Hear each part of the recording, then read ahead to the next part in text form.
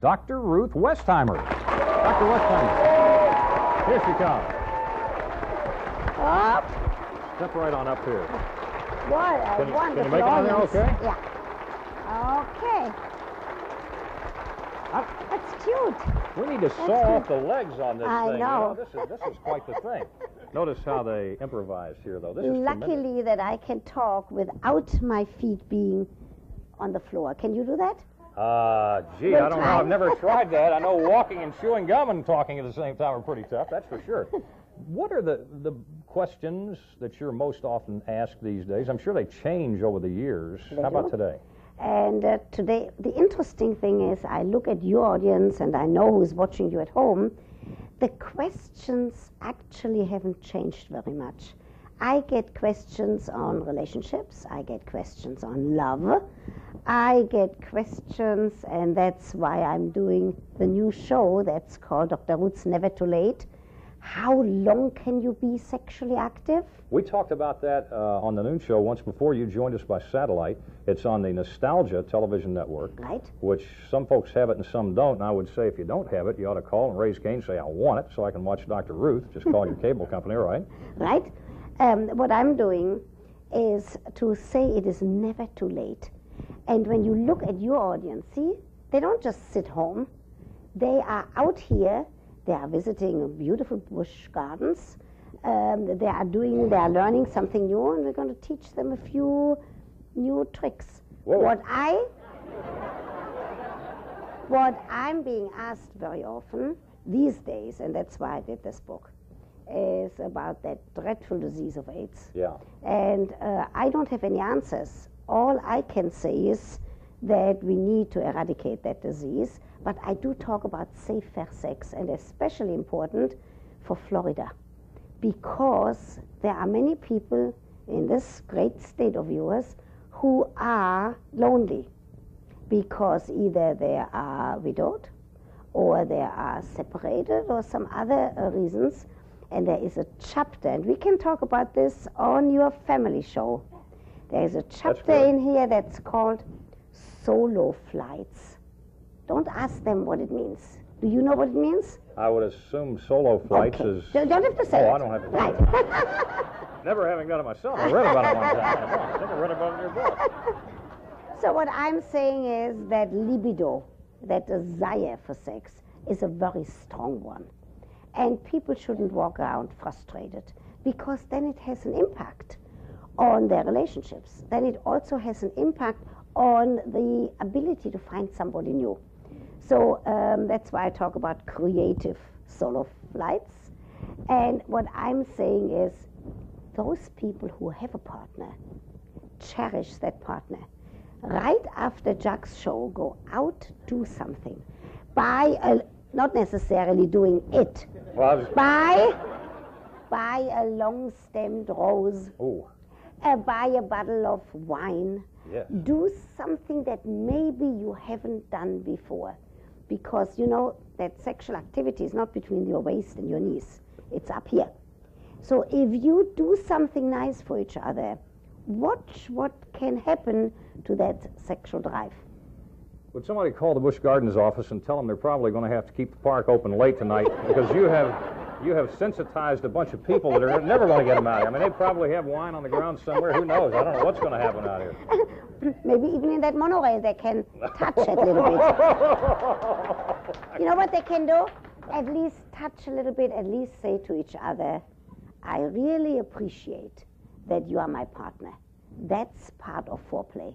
Not to wait until tonight when everybody's tired, especially important for Florida, because older people, the testosterone level is highest in the morning. And for many women, after a good night's rest, it is very enjoyable in the morning. So not to believe in this old-fashioned tales. So if you don't do it now after his show, do it tomorrow morning before his show. Young and the Restless and all those other shows that come on at 1 o'clock are going to take a beating today. I'll guarantee you, this is going to be tough. We've got a lot of people in the audience that are going to ask questions, but just out of curiosity, what is the most asked question you get? Well, first of all, let me bring something up, and this is, we were joking with the audience before we started and said who has questions, and people feebly put a hand up here and there, and you said, you don't have to say it's for you, say it's for a friend. People, right. Even you can do that. You can say, Dr. Ruth Westheimer, I have a friend who has a question. Go from there. So, on the one hand, the most frequently asked questions are about relationships. On the other, they are about specific sexual issues, and we in this country are very fortunate. We have the best scientifically validated data about human sexual functioning. So when I hear about a woman, and that's the most frequent from women who can't have sexual satisfaction, I say, don't just suffer. It's never too late. Go out, get some books. There are books on the market about what to do. If not, go and see a counselor. Do something about it. Take your husband's hand. Show him how you need to be caressed in order to have that sexual satisfaction. For men, I get mostly questions about coming too fast. And that's not a deep-seated psychological problem. Look how seriously you look at me. I'm not asking you. I'm not going to answer it either. I'm not asking any I've got to go.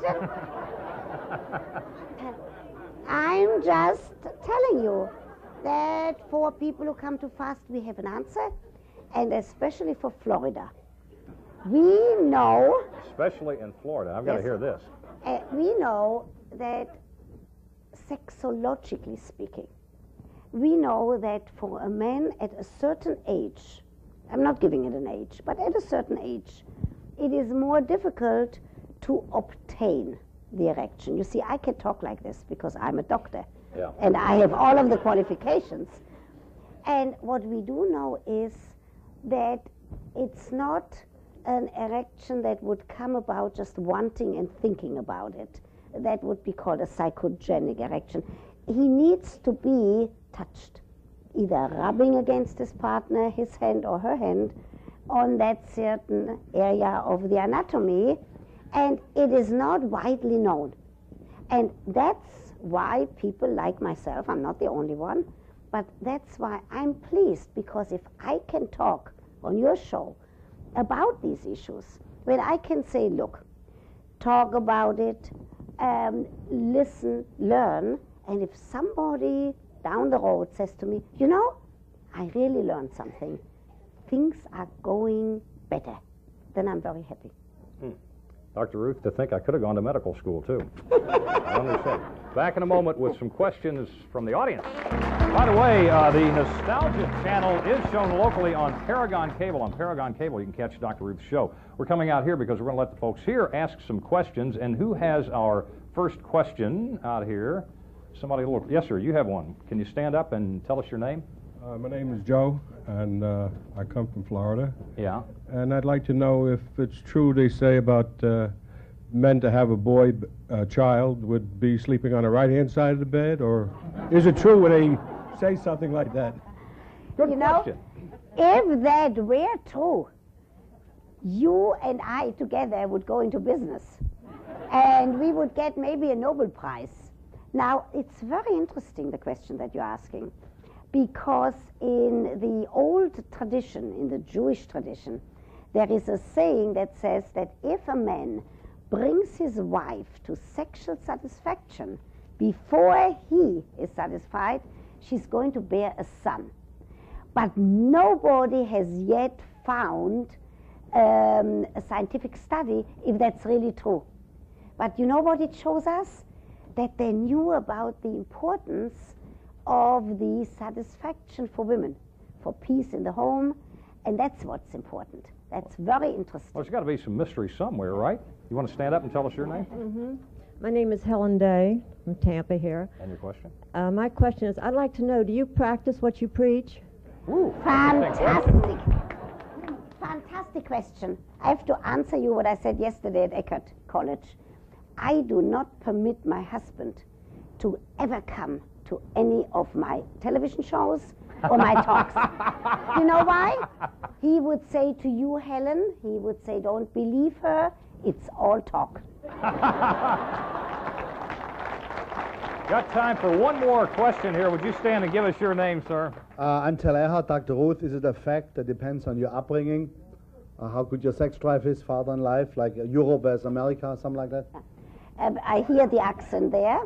And in the Western world, all of the questions that I get are more or less the same. When I say Western world, I mean Australia, New Zealand, Europe, the United States, Canada. However, your question is very well phrased because the upbringing has something to do with the way that we approach sexual activity. Because in the Victorian times, not only was there no talk about it, in the Victorian times there was very little touching. In the Victorian times, the mother said to her daughter, lie back and think of England. So it has something to do with the upbringing. And that's why it's so important that grandparents, parents, and the next generation grow up to be sexually literate, to know about these issues. Good question. Dr. Ruth, I tell you what, Chef Tell is going to be joining us with Dr. Ruth in just a moment, and Dr. Ruth has agreed to this. We're going to have a game of Celebrity Battle of the Sexes next on Harrison Company. Since Dr. Ruth Westheimer is with us today, we came up with an ingenious idea. We're going to have a Celebrity Battle of the Sexes. We also have Chef Tell with us. All we need are two folks from the audience who are going to join him in this incredible battle to the end. So let's bring them on down right now. First of all, Patty Keller. You are one. Come on down here and join Chef Tell. And Roland Gamicia, you are another one. Just step in here with Dr. Ruth. Now, the way this works is we're going to ask the men traditional female questions, those that are stereotypically asked of females that they would know, and vice versa. We'll ask the women stereotypically male questions. And we're going to go as a couple against a couple with the non-celebrity winners coming up here with the big prizes. Are you ready? Now, if you think you know the answer, we'll have each woman come up and then each man come up. The men come up together, the women come up together. If you think you know the answer, hit the red button and you'll get a chance to answer it. If you get it right, you score a point. If not, you're frozen out of the next question, okay? Forget about the one in the middle. You'll use the one right here. You guys are going to use the one right here. Is this one? Yeah, you got the one on the end. And our first one is for the women. So we'll ask Patty and Dr. Ruth to step forward. Get your hand ready here in case you know it. What is a snake used for in plumbing? What is a snake used for in plumbing? And it's Patty. You got the microphone there, Chef. To clean the drain out. Yes, clean out a clog. See, it's as easy as that. Here's another point. Oh, she's found.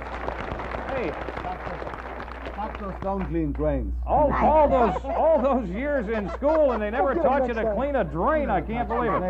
Okay, let's bring the guys forward now. You got the mic here, Chef. Chef. Snake, I thought of something else. That's why. Oh, see, I knew we had a problem here. Our question, this one's for the men. Get your hand ready on the red button. Here we go. Huggies and Loves refer to diapers. Yes, diapers. See? Look at this. They make one time. Okay, question for the women. What profession is Andre the Giant a member of? What profession is... No help from the audience here. No help from the audience. What profession is Andre the Giant a member of? No answer. How about it, crowd? Wrestling, Andre the Giant. Next is the men. The men, get your hands ready. Here we go with the men. Where would you find a woman's Hummel?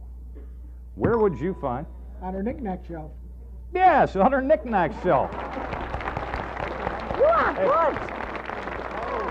Boy, had to explain that one to Chef Tell and I was a little concerned. I thought this one was one you were going to get, Dr. Ruth. Wow. Next, yes.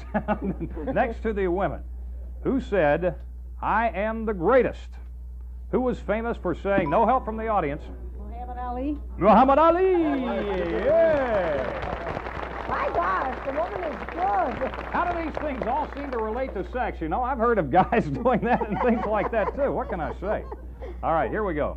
She's good. She's very good. Yeah, I feel the same way about it. Our next question. This one is for the men. Get your hand ready on the red buttons, guys. What is Murphy's oil used for? Chef. Cleaning, right? Murphy's oil? Yeah, that's Doors, close enough. furniture. Polishing doors and furniture. All right, what do we got here? We've got a 3-2 game. Let's see if the women can catch up. This one's for the women. What's the difference between a billiard table and a pool table? A billiard table and a pool table. No help from the audience. No help from the audience. Nobody gets that. Do you know the difference? No pockets in a billiard table. My gosh, they are brilliant. This isn't. Your audience is brilliant. They're incredible. They're incredible. Here we go. This one's for the men. Get your hands ready on the button. What's the difference between a half slip and a full slip? The length. Wait, no. Here we go. The length. Okay. Half slip is from the waist down. Full slip's from down. Yes. All right. All right. I knew that. Hey, Dr. Ruth, I think we have a premature answerer here. A premature answer. Okay, this is for the women. If the sport requires Brunswick equipment, bowling. That is right. We got a correct answer, and we're out of time now. Wait, we got a winner. We got a winner. Big hand for Patty Keller and Jeff Bell as they have come up with a winner. And Roland, you don't go away empty-handed. We have what they call a fanny pack here that says 8 on your side. Also a pair of passes to an old-fashioned Christmas at the fairgrounds. And for you, another fanny pack, Patty. But if you'll open that fanny pack up, you're going to find in it a chance for you and a companion to enjoy a memorable evening with stage and screen actor and singer extraordinaire Mandy Patinkin at the lovely Ruth Eckerd Hall in Clearwater. Our congratulations to you, Patty. Back in a moment with more on Harris and Company.